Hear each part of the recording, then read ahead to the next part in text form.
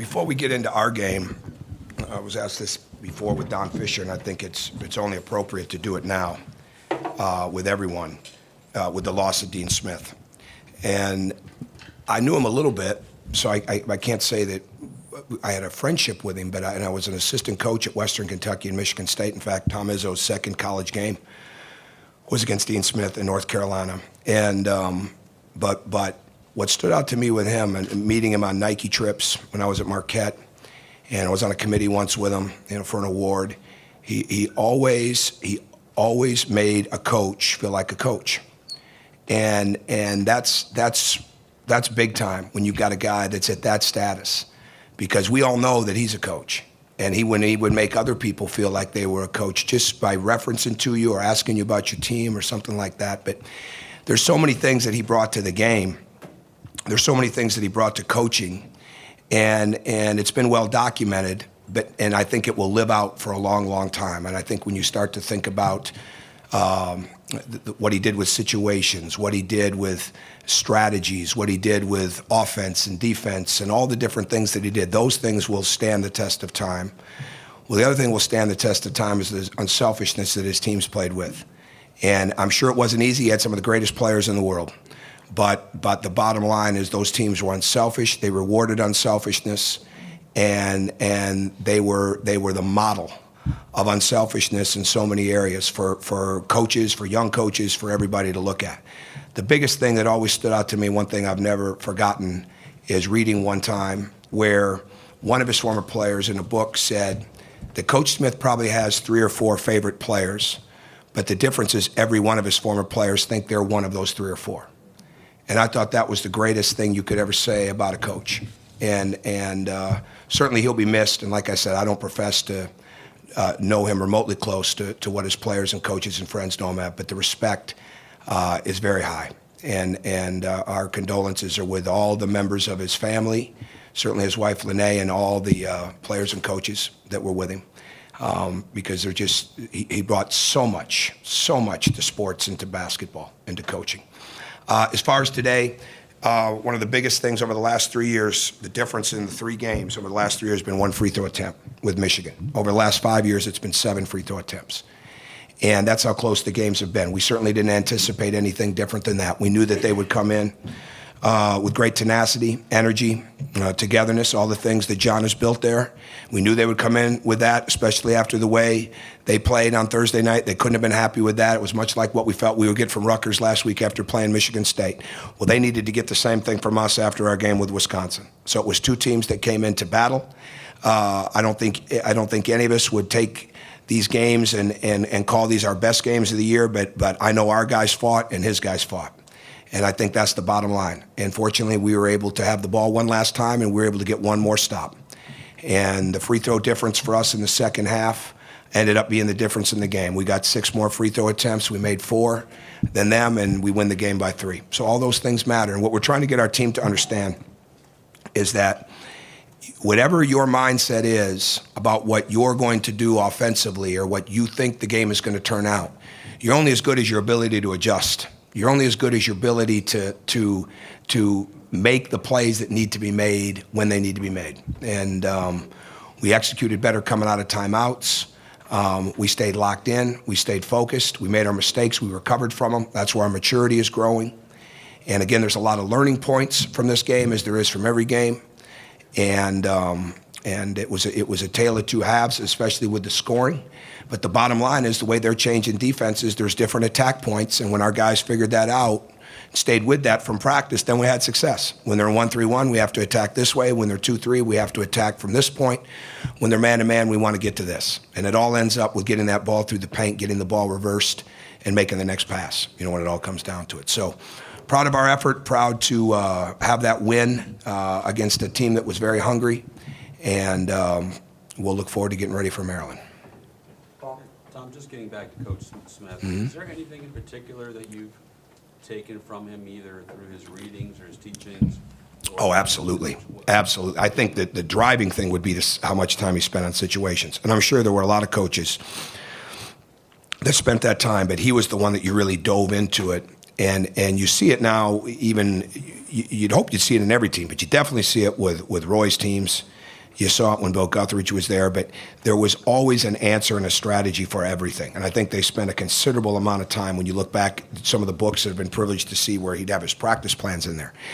But you know what I think it is, Bob? I think we all could stand, and me included, we could all stand to go back and study some of those principles, because he was the ultimate in making sure that you were unselfish with your teammates. I mean, he really was. And it wasn't about the scoring averages, but about the way they rewarded each other with the point after the pass, and all the different, the humbling things, that they made the young guys do. Those are all still things that can be done. But I would say the situations, to me, I would say as good as he was, the ability to change defenses, and then the unselfishness, just that it is good, or it is cool, or it is whatever term you want to use, to be a really great player and have a great team, but make sure that your teammates get the credit. And I thought that that's some of the stuff that I've really taken, from following him. I guess with the success in close games for the last month and a half, Mm-hmm. through all the peaks and valleys that have come with them, I guess, how has this team been able to keep its confidence, keep just an even keel for everything? Well, I think they're playing through the fatigue. They're playing through the lulls. When we do that, you're constantly trying to fight off that mental fatigue. And I think every team does. I mean, it's this time of the year. And for the young teams, I'm sure John's team is going through it too, because they're so young. He's got key freshmen and sophomores, but especially those key freshmen like we do, that are playing considerable minutes with considerable responsibility. And it's not just the responsibility of scoring, it's the responsibility of what they have to do defensively. And then it's, with us, we're a game plan team. I mean, so we could do something entirely different defensively for a game, all right? And really, we're getting to the point now where we're adding to the different bases that we have with our defenses. So whether it would be the 2-3 zone, or our combination, or our man-to-man, we're adding to it. But that takes a lot of mental wear and tear. And I think the fact that they are playing through that, we were really good today coming out of timeouts. That's a big step. And we executed. End of the half. And that was one where we had to play, and then Yogi improvised it a little bit, made a tremendous read, when Colin got the read, because they jumped into a different zone. And I think they're growing with that. But they've come back, and we've had 3 really demanding days. It was a lot less 5-on-5, let's get ready for a game, and a lot more. We're always we're always fundamental, but I think it was even a lot more about the details. And they get, they're learning they can't get bored with that, because that's what wins and loses games. And we'll be able to show that off this film. And I think my coaches did a phenomenal job. They got this thing prepared on Wednesday. I went recruiting in New York, and they got this thing prepared with where we were struggling at defensively. And it was at another place in here for a couple days. And Steve and Tim with the scout, and Chuck, just tremendous job, and I think that's a big part of this. I tell these guys all the time, I said, we got 5 former head coaches in that room, plus me at 6. They've sat in that chair. So when they're telling you something, they're not telling you something that they hope happens. They're telling you something they've seen happen. And I think that's really important for us. Just, I guess, to sort of follow up on that, and I don't know how much it occurs or what, but you talked a lot about maturity in the offseason, that needing to improve, obviously, on and off the floor. Are there moments, whether it's in the game or in film study, where you watch this team and you just kind of say, that wouldn't have happened last year, that play wouldn't today. have been made, that pass? Sure, absolutely. I'm proud of these guys. And again, I say that, knock on wood, and cover it again. They're growing up. That doesn't mean we're not going to have another mistake, but they're making tremendous strides on and off the court. I'm proud of what they're doing. I'll give you a great example, and I said it to them after the game. A year ago, they're growing up. Man, I'm not doing this. Troy made a mistake. Something went wrong, okay? A year ago, it would have taken 4 or 5 minutes to get him back into that. He was ready one play later. A year ago, I'd take him out of the game. It doesn't mean that it went right. It doesn't mean that he played perfect. He just grew through it, and that's what you want. There's constant steps to mature. You're always doing the Roy Firestone thing, by the way. I'm really getting sick of that.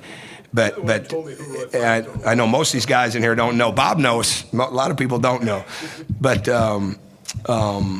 that's the biggest thing. There's countless ways that they're growing up on the court, off the court, and we just need to keep doing that every day. Terry?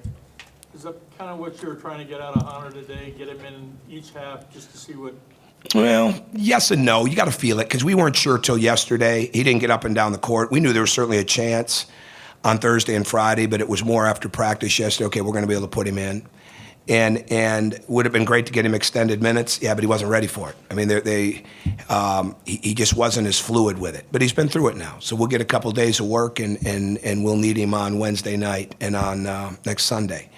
So. Yes and no. I mean, that's why I went with Stan in the second half. Defensively inside, we weren't doing a good job with their 5 men. The number one thing those guys do is rebound the basketball. And today they did more than that.